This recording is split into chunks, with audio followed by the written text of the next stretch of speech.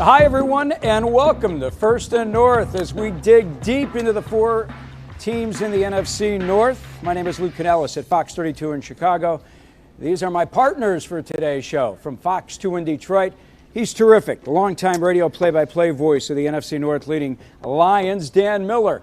Below Dan, part of the discussion from Fox 6 in Milwaukee, sports director Tim Van Vuren, who covers the Packers, and joining us from Fox 9 in Minneapolis, Ahmad Hicks, who's below myself. And Ahmad, you were at Monday night's Vikings win over the 49ers. I want to kick things off with you because I'm watching the game here at my desk at Fox 32 in Chicago. Greg Joseph misses that 50-yard field goal that would have extended the Vikings' lead to 8 with 1:11 left.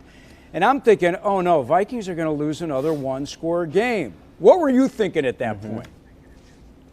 I mean, we were in the press box, and a lot of us were questioning Kevin O'Connell's decision to go for a field goal in that situation because we all understood the negatives that came from that. Whereas if Greg Joseph missed the field goal, the 49ers had a short field to work with, and they had been struggling offensively to move the ball against Brian Flores' defense the entire game. So we were all questioning that. Of course, Greg Joseph, he misses the field goal, and then the defense has to, bend but don't break, which they did all game long outside of, those early plays with Christian McCaffrey in the game. So a phenomenal effort from that team. Heading into that game, they all said that they had this feeling, they couldn't describe it. They didn't know what it was, but they just felt good. Harrison Smith went on Pat McAfee's show earlier today and said everybody had a good morale. They were all upbeat, they were loose, they were having fun, and they all had a feeling something good was about to happen last night.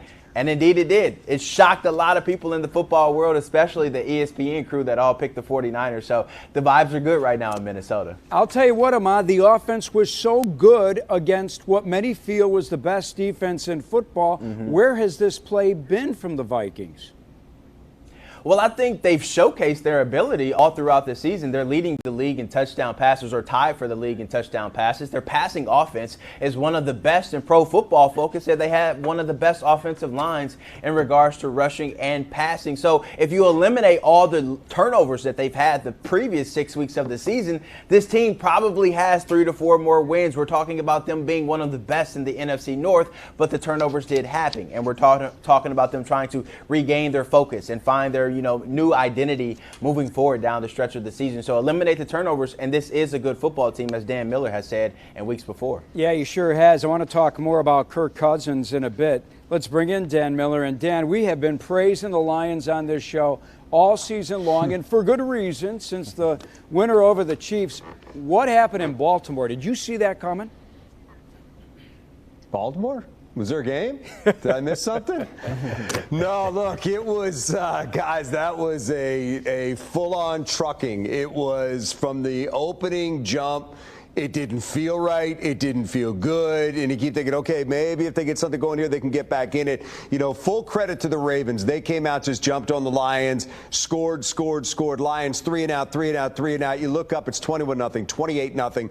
And it just felt like that one got away quickly. And you're thinking, okay, maybe if they can just get something going before halftime, then get the ball to start the third quarter, you can get back maybe within a couple scores. But that didn't happen. Look, Dan Campbell said it. It was a day where the Ravens did everything right and the Lions did everything wrong. And you got to give full credit to the Ravens because they were prepared. They had a game plan. They executed. That was a master class in what Lamar Jackson can do to a football team if that football team is not prepared to handle him. And he did it all day long. It was him taking a couple of steps towards the line, defensive backs coming in thinking he's going to run, whistling it over their heads, soft coverage all day long, really easy throws for him. There weren't a lot of tight windows. So, I think the ultimate thing is that was a really bad day for the Detroit Lions. It was a bad loss, but I think as you step back from it, you say it's one loss, and ultimately you're going to be judged by how you react to that and what happens from here on out. But look, maybe it's a wake-up call, whatever it is. This team has shown resiliency in the past. Dan Campbell, since that 1-6 start, hasn't lost 2 in a row. We'll see what they do, but this is one, guys, that had to get their attention. Dan, let me keep it with you because you're with the team on a regular basis. Head coach Dan Campbell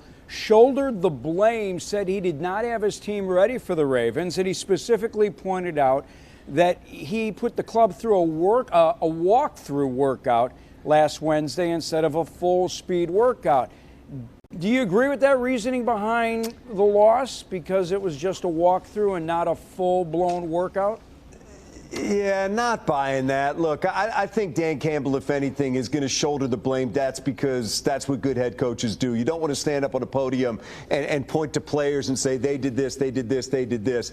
Look, Dan Campbell's done a good job of getting this team prepared really since he walked in the door. There was a time where he didn't have a lot of talent, so that didn't always show up. But since this team woke up last year at 1-6, and even in some ways before they were 1-6, they were doing a lot of good things. I give him, a lot of credit for the way that he has his team ready to go on a Sunday and the way that he sets the tone for his football team. I just don't think that there was any real explanation for it other than a bad day at the office, and collectively that thing snowballed on him. Look, they're a little bit beat up right now, and they've been dealing with injuries. Not that other teams aren't, and that's not an excuse, but I think his reasoning was sound behind getting them out there on Wednesday, working on what's coming up against the Ravens, but not putting them through a full-on workout just to give the guys a little bit of time to recover. They've done that before, and it doesn't turn into what we saw against the Ravens. So, look, I think Dan Campbell's going to do what he can to take the onus off his players, put it back on himself, and then move forward to the next game. So I don't put a lot in that. I just think collectively it was a bad day, and it went south. And once it did, those Ravens just didn't let up. And once they got up in the game, man, they just had their foot on the gas. They're rushing the passer with no care of what you're going to do over their head. They're up 28-0, and I think that's just a bad mixture. So to your question, look, I think that's what good head coaches do, and I think players appreciate that. But I don't look back on that Wednesday walkthrough as being the reason that happened. And, hey, Dan, Lamar Jackson, this guy's looked like an MVP so far this season, hasn't he? Yeah, you know what? As I said, that was a masterclass in what Lamar Jackson can do to you, because he just keeps you on the edge all game long. And they're trying to keep him more in the pocket this year. And the Lions were able to at times pressure him, but they were never able to catch him.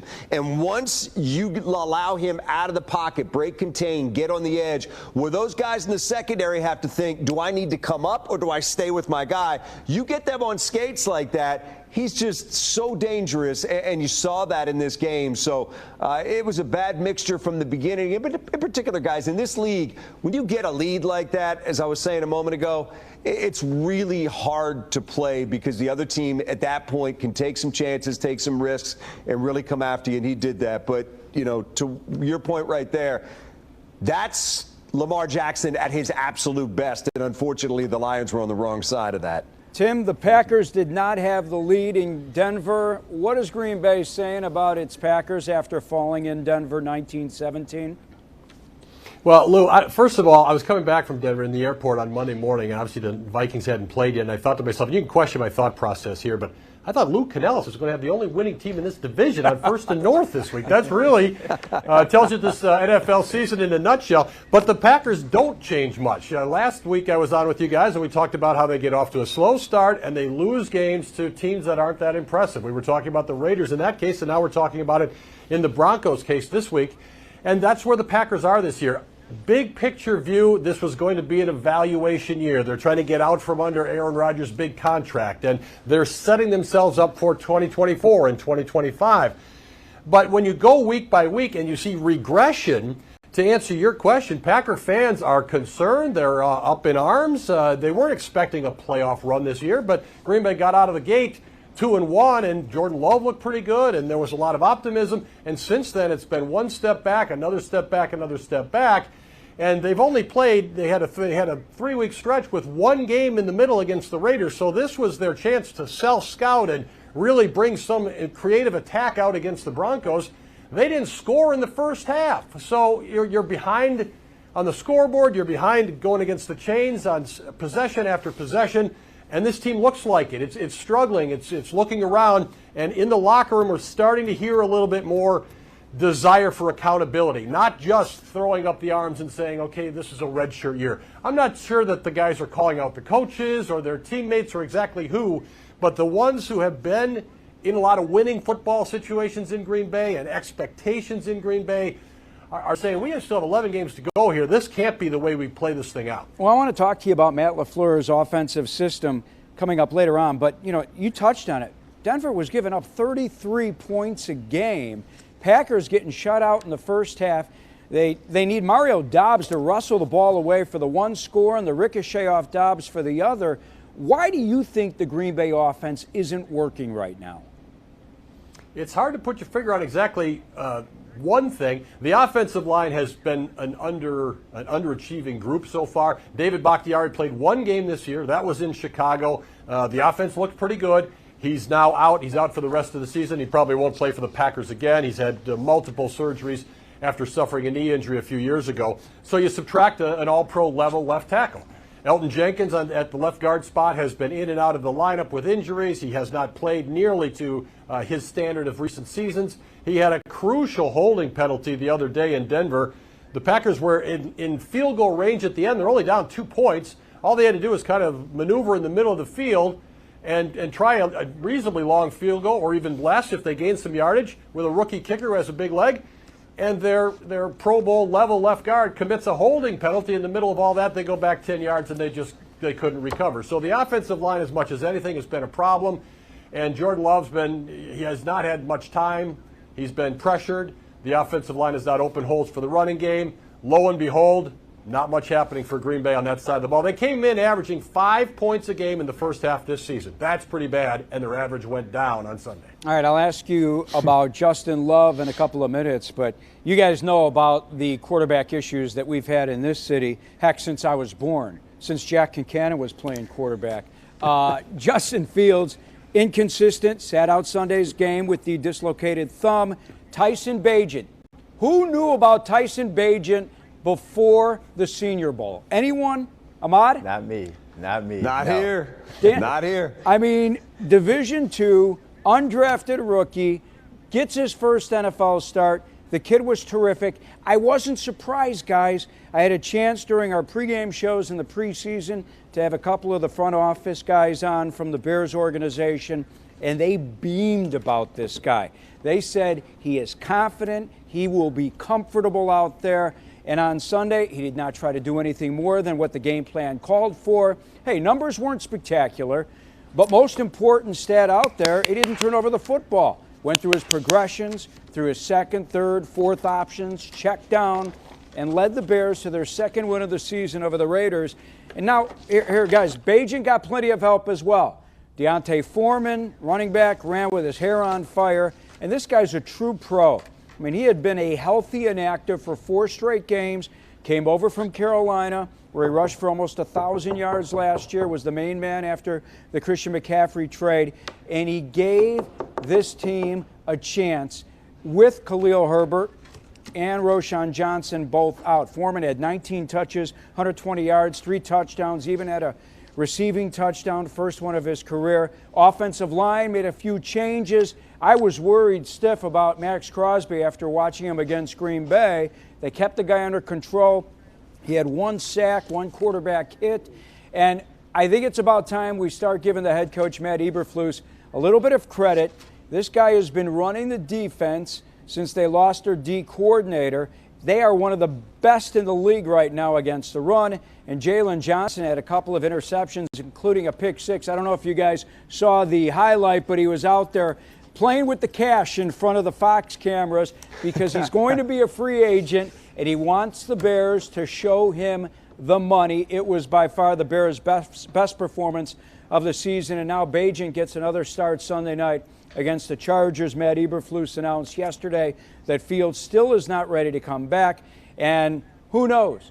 If Bagent wins again, that will give the Bears consecutive wins for the first time since week 16 and 17 of the 2021 season. And I don't care what anyone says, if they win with Bagent at quarterback, we will have a full-blown quarterback controversy in this town. Ahmad, speaking of quarterback. Lou, I could hear it in your voice. Isn't it amazing what 1 win will do for an NFL city? It's crazy. It's crazy, but you know what, Dan? After watching what this kid did in the preseason, I mean, it's fun.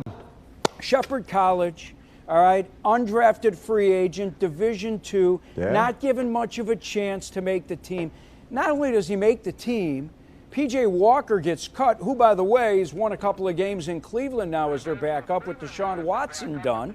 And he's been really sound out there. He looks like he belongs, Dan. And I can't say that about Justin Fields each and every week. Speaking of a guy who looked like he belonged, Ahmad, last night, I haven't seen Kirk Cousins play like that in a long time.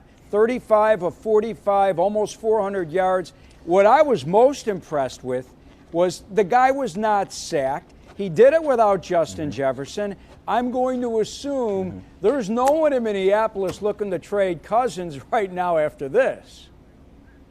I mean, no, but Lou, you have to go back to last season. Kirk consistently put together performances like that. And even Patrick Mahomes on the Netflix documentary Quarterback said this guy was an underrated quarterback. His peers voted him a top 10 quarterback, but everyone forgot to include that he never had a good offensive line. He got hit more than a boxer last year in a 12-round heavyweight bout. I mean, this guy was getting hit consistently, and it started like that at the beginning of the season. Everyone was calling for either Ed Ingram or Ezra Cleveland, the two guards that the Vikings have, to lose their job. So you know what they did? They brought in Dalton Risner, the former Denver Bronco. He created some competition at practice. Everybody stepped up their level of play. And last night, he stepped in the game, made his first start as a Viking at left guard. And I don't know if you guys paid attention, though, when they ran the ball and they had a lot of success, they were running the ball left behind Christian Darrisaw, Garrett Bradbury, and Dalton Risner. So I think that was the recipe for success last night. This new offensive line, they all take pride in protecting Kirk Cousins, and I think this unit is just continuing to gel.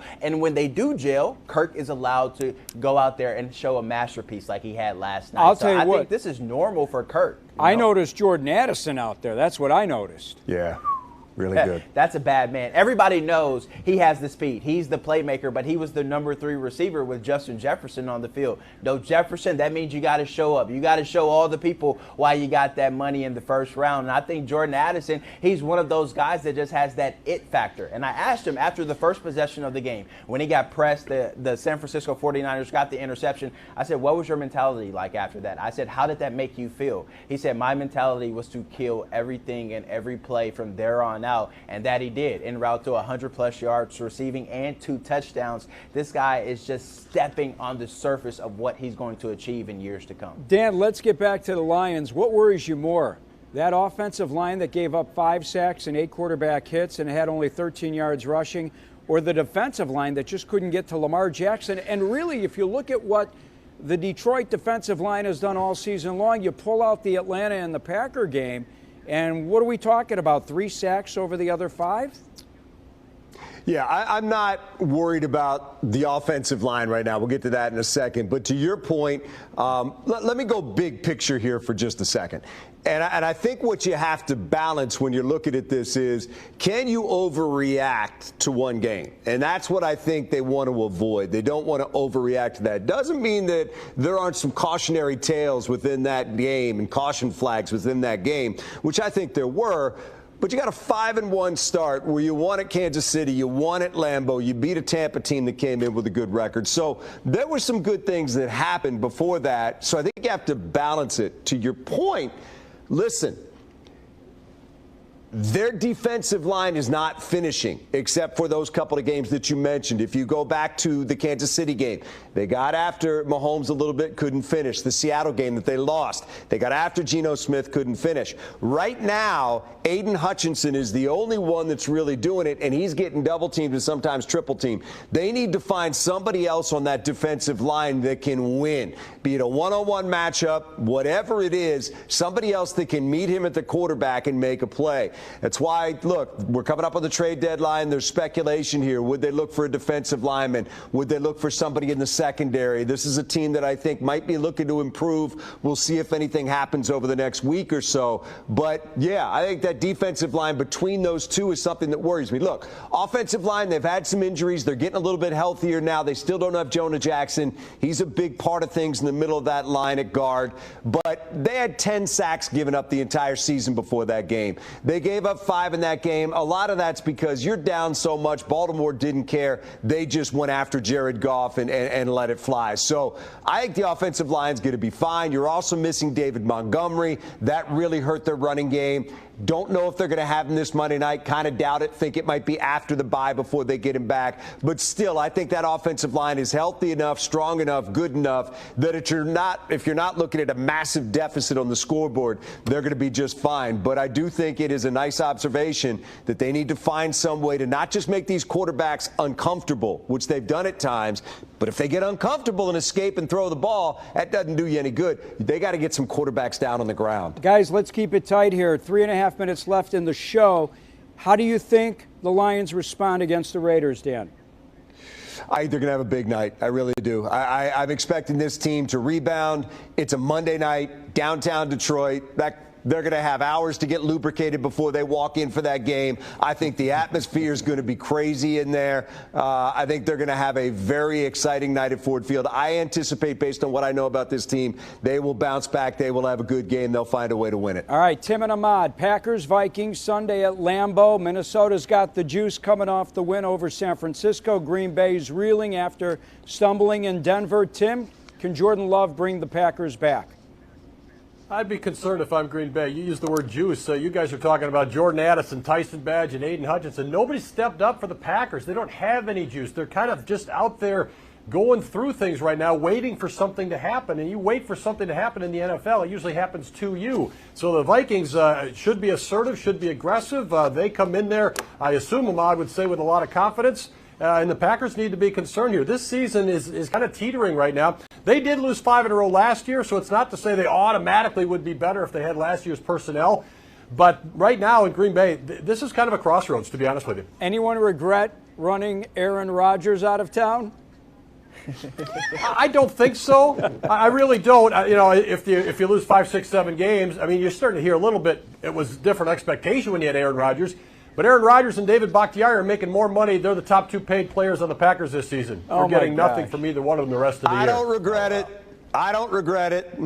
Ahmad, after seeing the Vikings Neither defense do we here in Minnesota. The past 2 weeks, hey, listen, we saw it here in Chicago. I'm betting that Brian Flores is going to dial it up and bring the house against Jordan Love. Oh, yeah. He loves playing younger quarterbacks because he gets to throw a lot of blitzes at them that they haven't seen in their experience of playing in the National Football League. So I do think, like Tim said, the Vikings have a lot of confidence. But I think Kirk Cousins said it best last night. You can't get too high after a win like that, and you can't get too low after the losses they've had this season. They have to stay even keel. And as we all know, the Vikings have been in one-score games in every week of the NFL season in 2023. They seem to always play down to their opponent. So you would like to think they would carry over that momentum. But I believe this is a trap game. It's a divisional game. It's a game that the Packers need to win because there's a lot of noise surrounding them right now. So they're going to get their best effort. And like I said last week, the Vikings will have to play nearly perfect football to win this game. All right, guys, Bears play Sunday night against the Chargers. I'm conflicted. Different than Dan, I have no trouble picking a winner on this show. By the way, of the 7 Bears games, my only winner was this past Sunday when I picked them to beat the Raiders 28-14. I think the Bears can run and do some damage against this Chargers defense. Tyson Bagent gets another week of first-team reps this week and another start. I think he'll play well. He'll be sufficient. What worries me is that Charger pass rush with Khalil Mack and Nick Bosa. I know Mack is going to have a chip on his shoulder, and my fear is that the Bears are going to have a tough time controlling that pass rush of LA's. Guys, we are running out of time. It was always a pleasure, as usual. For Dan Miller, voice of the Lions and the main sports anchor on Fox 2 in Detroit, Ahmad Hicks from Fox 9 in Minneapolis, and Tim Van Buren at Fox 6 in Milwaukee. I'm Luke Canellis at Fox 32 in Chicago. Thanks for watching. We'll see you next week here on First and North.